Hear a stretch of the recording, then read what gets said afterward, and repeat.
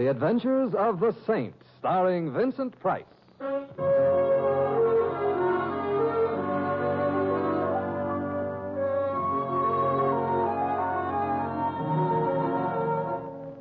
The Saint, based on characters created by Leslie Charteris and known to millions from books, magazines, and motion pictures.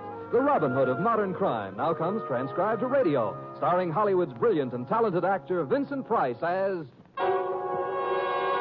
the Saint.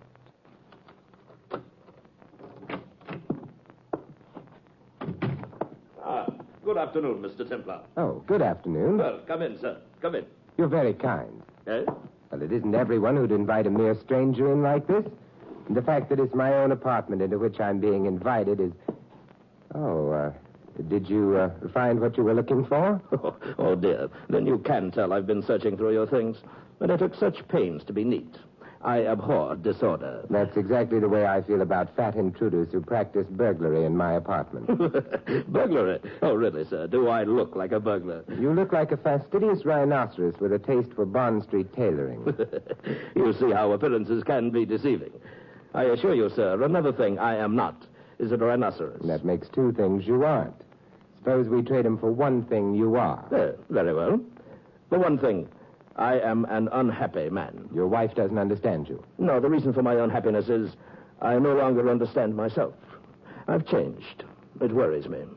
Now, take last night, for example. Yes? It was such a commonplace activity, the sort of thing a man in my profession soon gets used to. And yet, all during it and afterwards, I found myself actually feeling sorry for the poor chap. Oh, and what was happening to the poor chap? Oh, the usual thing. Placing lighted matches under the fellow's fingernails, pressing burning cigars into the soles of his feet. Sticking pins into the calf of his leg. Yes, exactly. Prosaic, unoriginal, but still highly effective, eh? If they weren't effective, it's hardly likely that I would be here, wouldn't you say? The point is, why are you here, Fatty? The name is Archibald. Archibald? Roland P. Archibald. Obviously, I have come to regain possession of my property. What property? What does it look like? An envelope, Mr. Templar. A small manila envelope. And the man you tortured said he gave it to me? Yes. Fernandez said your name very clearly, even though we were doing a magnificent job of twisting his arm at the time. And he was doing a pretty good job of pulling your leg. What do you mean? Look, Roland P. Archibald, my tailor is due here at any moment with a newly made suit that I am very eager to try on. I'd be obliged to you if you picked up your marbles and... Nice. That depends on whom it's being pointed at. It's a Walther, one of the finest automatics the Germans ever made. I suppose you'd suspect an ulterior motive if I asked you for a closer look. The envelope, please. I've gone to considerable trouble, Mr. Templar. My patience is exhausted, thoroughly exhausted. I'm not as thin as I used to be. Shall we break some rye crisp together? The envelope, for the last time. Very well. I suppose next you'll be pestering me for a stamp. Don't come any closer, Saints. Well, I have to get the envelope. I just don't happen to have it on me. I've searched this apartment thoroughly. It has to be on your person. Outwitted, curse you. I'll take it, please. Hand it over. All right. Wouldn't it be amusing if when I reached into my pocket, instead of finding an envelope, I found a gun? You have a gun, Mr. Templar? A gun? Of course not. I was just... Wait. Keep your hands where they are, Saint.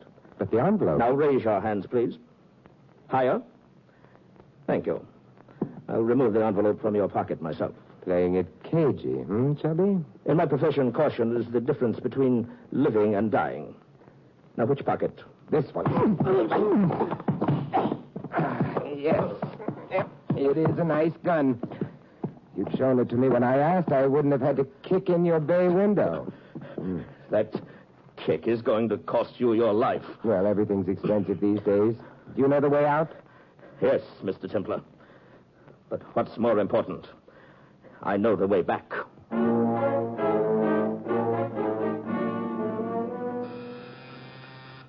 Who is it? It's Finley, Mr. Templar. I've brought your suit. Oh, come in, Finley. If you'd been here 10 minutes ago, you'd have found me having my measure taken by someone else. Indeed. You're displeased with my work, Mr. Templar? That someone else wasn't a custom tailor, Finley. He was taking my measure with a gun. Well, now, let's see. How did this latest masterpiece of yours work out? Well, if I may say so, sir, I do believe I've exceeded myself. Then you've exceeded the best tailor in town. If you'll remove your coat, Mr. Templar. I'll just take the suit out of the box. Yeah. Now, if you'll just slip the coat on. All right. Oh, that's a good fit. Step over to the mirror, sir. Yeah. It's a well-tailored piece of... Hey, what's this? Pardon? This little... Well, I'll be... Something wrong, sir? Yeah. Yeah, or is it the latest fashion to wear a bullet hole beside the breast pocket? What's that? A bullet hole? Well, look, see for yourself. Small and round and still smelling of cordite. But it isn't possible. How could a thing like that have happened? Well, did this suit have any known enemies? Say a bargain basement blue serge with a jealousy neurosis? Mr. Templar, I'm dumbfounded. I don't know what to say. What's this? Another bullet hole? Something in the inside pocket. It feels like... It's an envelope. What? Yeah, a small manila envelope. Now, that has a familiar ring. And so has this name penciled across the flap. Name? Yeah. Do you have a customer named Fernandez? Fernandez? Why, no, sir. I know no one by that name. Who is he, sir? A man who tells tall tales when his arm is twisted. A man who right now is probably very dead.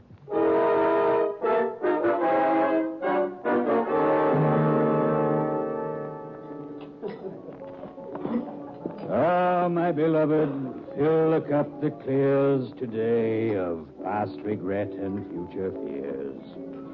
Tomorrow I may be... Exactly where you are right now. Quoting Omar Khayyam to a disinterested highball glass. And empty, Simon. This cup that clears, empty. An entirely temporary condition. Bartender, double for Mr. Murphy, and I will have the same. Ah, your generosity is matched only by your intelligence and wit. What brings the mighty man catcher to Third Avenue? Whiskey? Women?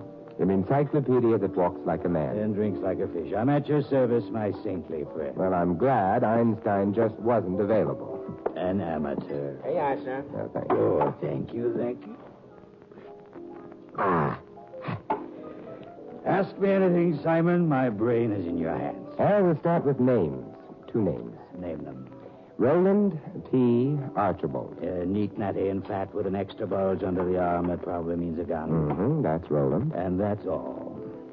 Now, don't tell me that filing system you call a brain is slipped up on Roland P. I'm afraid so, Simon. He has, no friends, no acquaintances, no known occupation, no known anything. A very mysterious cookie. Oh, I'd put him more in the plum pudding class.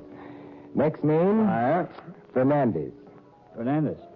Oh, Simon, I know so many. I was afraid you would. 3 bartenders, a manufacturer of hearing aids, a truck driver. Oh, best and safest driver I ever knew. All truck drivers are the best and the safest.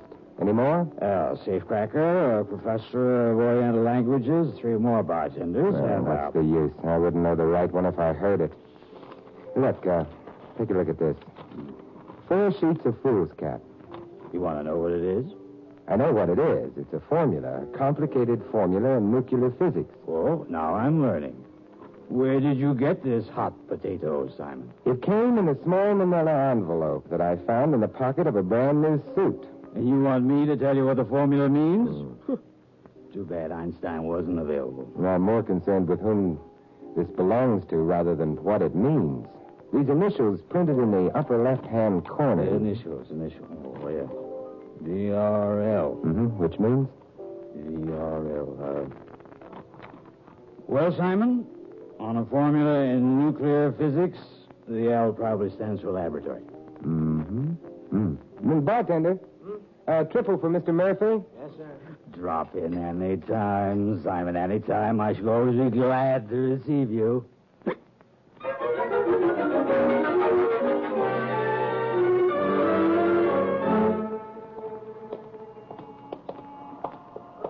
Hi. Been waiting a long time for you to come out of that saloon. Oh, why? I wanted to see you, that's why. You're the saint, aren't you? I'm the saint, and you're seeing me. What are you seeing me about?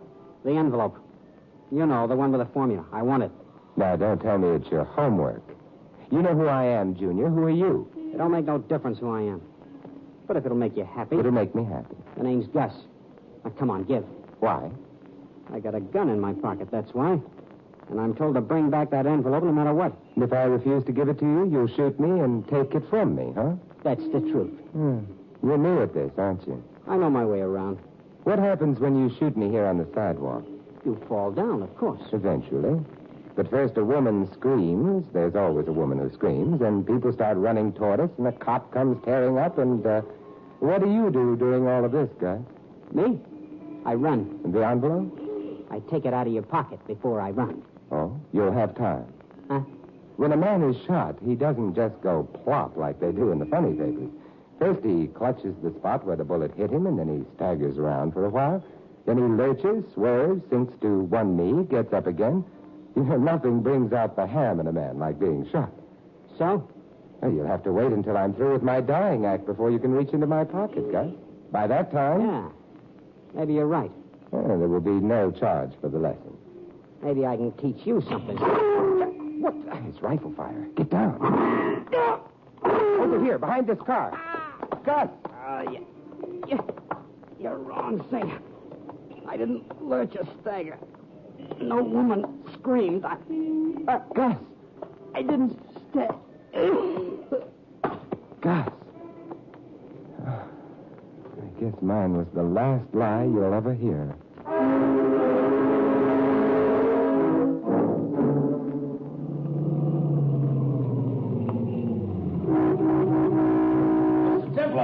Mr. Templar.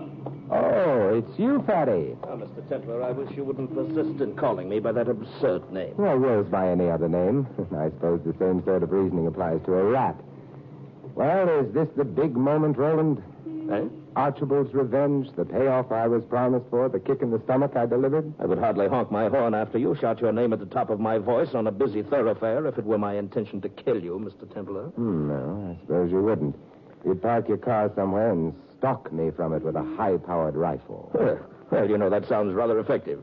I must bear it in mind for the future. Yeah, I'm still bearing it in mind from the past. A kid named Gus caught the bullet for me. Eh? I don't quite understand. It's simple, Fatty. You missed me. You think that I... Oh, really, sir, this is most amusing. You won't hear Gus laughing. My dear Templar, I am an expert rifleman. If I had aimed at you, I shouldn't have missed you. But come, sir, the temper of this conversation is not at all what I had in mind when I sought you out. No? I should like to suggest an armistice, a peace plan, as it were, with the loser paying a generous amount as reparations to the winner. Meaning that you wind up with a formula and I with the customary 30 pieces of silver. Oh, come, Templar. You make it sound as if treason were involved.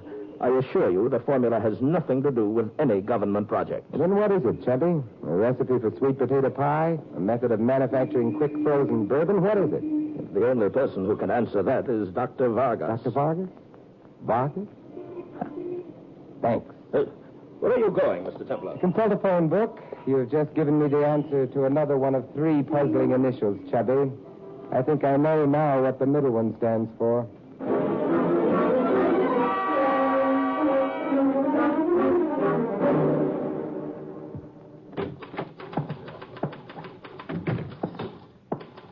Good morning. Good morning. May I help you? So this is VRL, Good old VRL. I beg your pardon. I'd like to see Dr. Vargas. Dr. Vargas? You seem surprised. This is the Vargas Research Laboratories, VRL. Of course, but Dr. Vargas never sees visitors. Oh, I'm not a visitor. What I've got in a small manila envelope practically makes me a member of the firm. I beg your pardon?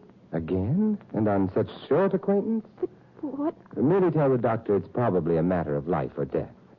But I've strict instructions never to interrupt the doctor. Who shall I say is calling? Simon Templar. The Saint? With a question mark where my halo ought to be.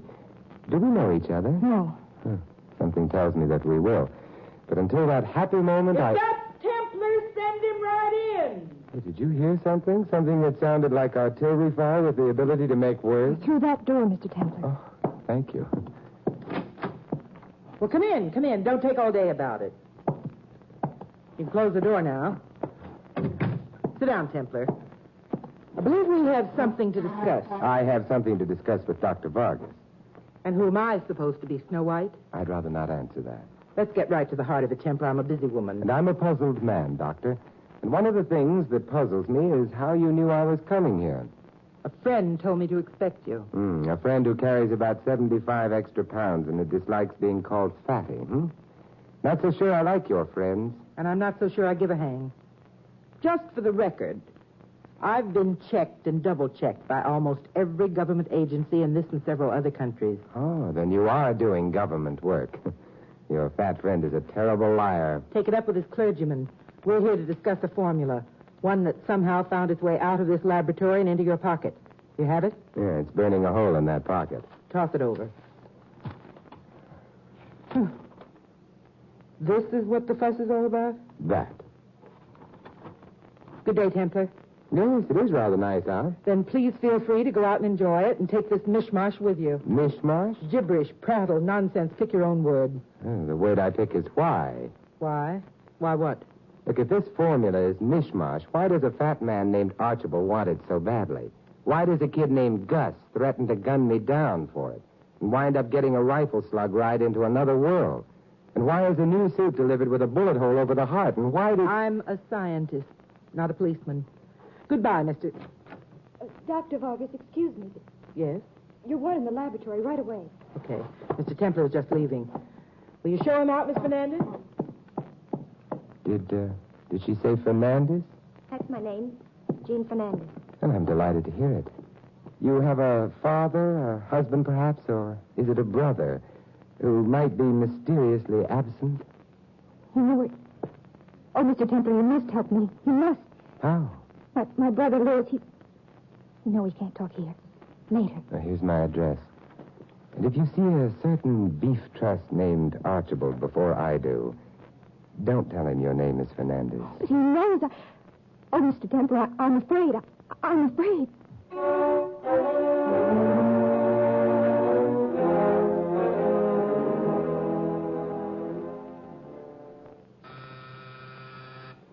Who is it? It's I, sir. Finley. May I see you for a moment? Oh. Well, come in, Finley. Now, don't tell me you've made me a new coat this fast. Oh, no, Mr. Templar. I could hardly do justice to my craft if I... Mr. Templar, I have a problem. Well, judging from the record, you've come to the right place to unload it. It's that object you found in the suit I delivered yesterday, sir. The manila envelope? Yes, sir. A gentleman called at my shop today inquiring for it. He insists that the envelope is his and demands its return. A fat gentleman? No, sir, a rather thin gentleman. His name is Fernandez. I doubt it. Pardon? Did he tell you how the envelope happened to be found in my suit? Yes, sir, he did. He was in for a fitting himself the other day. Fernandez? Yes, sir, Fernandez. He says he saw your coat hanging on the rack, admired it, and on an impulse tried it on. The envelope had been in his hands at the time. And he just slipped it into the pocket and then forgot about it, huh? So he informed me, sir. Now he's threatening me with legal action if I don't... Tell the gentleman to call here for the envelope, Finley. If he can identify the contents, he can have it. Well, that sounds reasonable enough, Mr. Templar. I'll tell him. Good day, sir, and thank you. Oh, Finley. Yes, sir. Tell the gentleman I'll expect an explanation about that bullet hole in my coat. You know, I'm dying to hear how the gentleman gets around that one.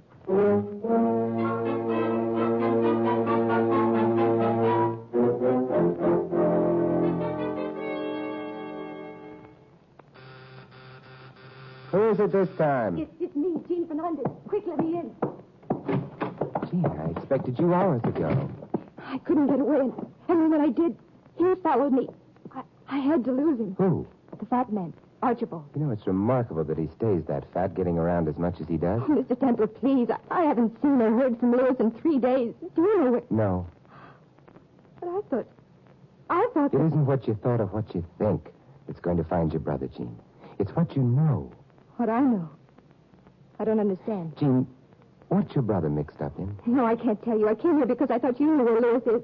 I'm going now. Do you want to see your brother again? Alive? What? What do you mean? The first and last I heard of your brother was when Fatty told me about putting lighted matches under his fingernails. Oh, no. No. I didn't mean to break it to you so ungently. But you've got to be made to realize that unless you tell me what... All right. I'll tell you. But you must help me find Lewis. You must. And I will. Now, first, that formula that seems to be so important and yet isn't. I did that. You did what? I'll begin at the beginning. It's a good place to begin from. When Lewis was a very young man, in his teens, he was restless, nervous, neurotic, the doctor called it. The type which, with a few lies here and a little propaganda there, is easily convinced that there's nothing more noble than a certain form of politics, huh? Yes. Well, he joined the movement and rose rapidly in it. He was slated for big things. Till one day he stopped being restless and neurotic and looked at himself and what he'd become with disgust. And so he quit? Oh, he only thought he quit. All these years, he didn't have the slightest connection with him. He never dreamed that they'd seek him out again and expect him to... They wanted something from him, huh? Something that he could get for them easier than anyone else could. Well, they found out where I was working. They knew that Dr. Vargas was conducting important experiments, and they made my brother a proposition. Either he was to make me give him the Vargas formula, or he was to be executed. Oh, can't you see why I'm so worried? Especially since the formula you gave your brother to pass along was a phony. That's right. I couldn't give him the real one, not even to save his life. I simply couldn't. So I copied things from papers the doctor had thrown away, a little bit of each of the score of discarded papers. I thought it would work, that I'd fool them. Lewis doesn't know. He took it from me, said goodbye. And you haven't seen him since. Did he tell you where he was bringing the supposed formula? Who he was giving it to? He said I'd be safer if I didn't know. He merely said that he was going to meet a man who'd been one of their cleverest agents for years. One of the most important men in the organization. Oh, it must be him. It must be. Fatty? Well, what makes you think so? Why else would he follow me? Why else would he... Where are you going? To look out the window. I want to see if he's there. No, Gene, get away from that window. I just want to see if he... Somebody's been playing 4th of July with a high-powered rifle. This is no time to stand there. Gene, get down, Gene! Gene! Gene! Oh.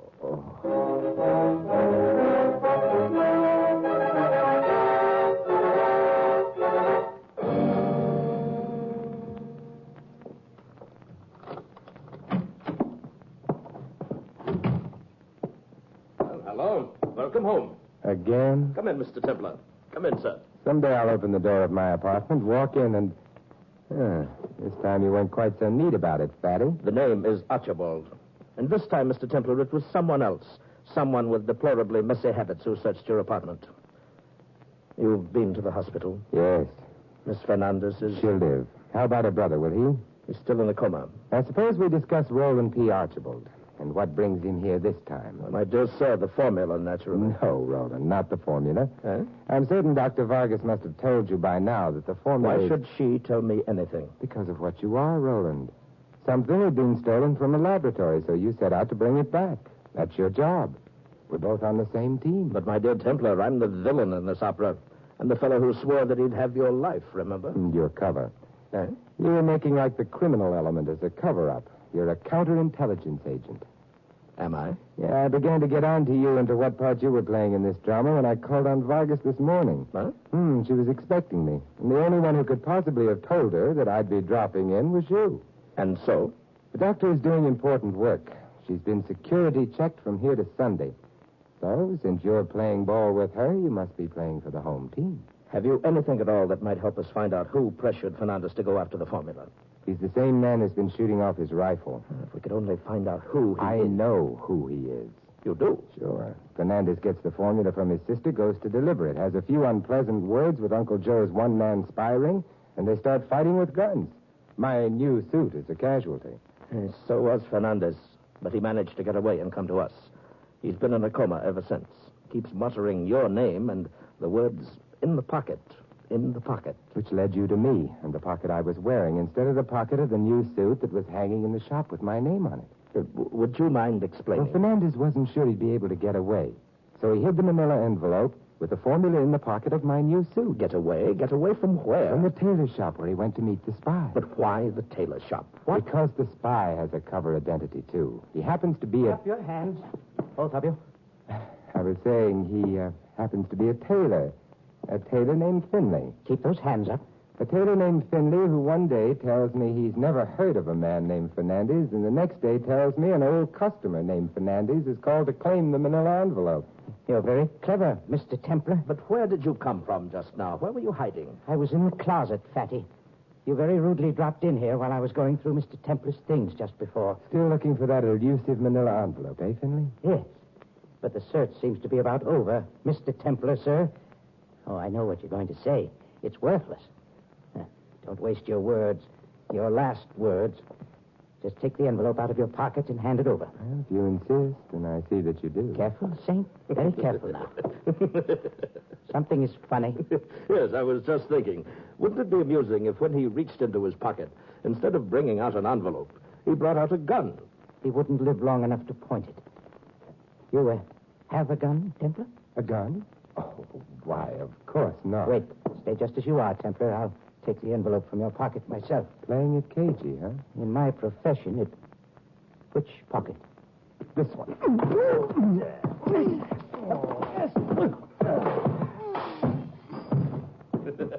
Oh, that's splendid, Mr. Templar. Splendid, splendid.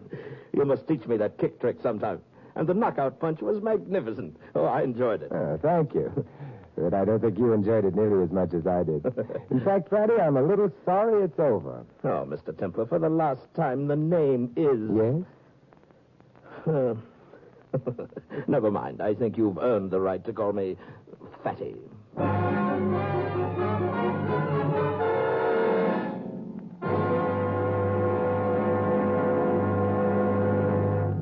You have been listening to another transcribed adventure of the Saint, the Robin Hood of modern crime. Now, here is our star, Vincent Price. Ladies and gentlemen, in tonight's cast, you heard Patricia Jepson as Jean and Bill Conrad as Archibald. Jack Moyles was Finley, Whitfield Connors, Murphy. Sam Edwards played Gus, and Jody Gilbert, Dr. Vargas. This is Vincent Price inviting you to join us again next week at the same time for another exciting adventure of the Saint. Good night.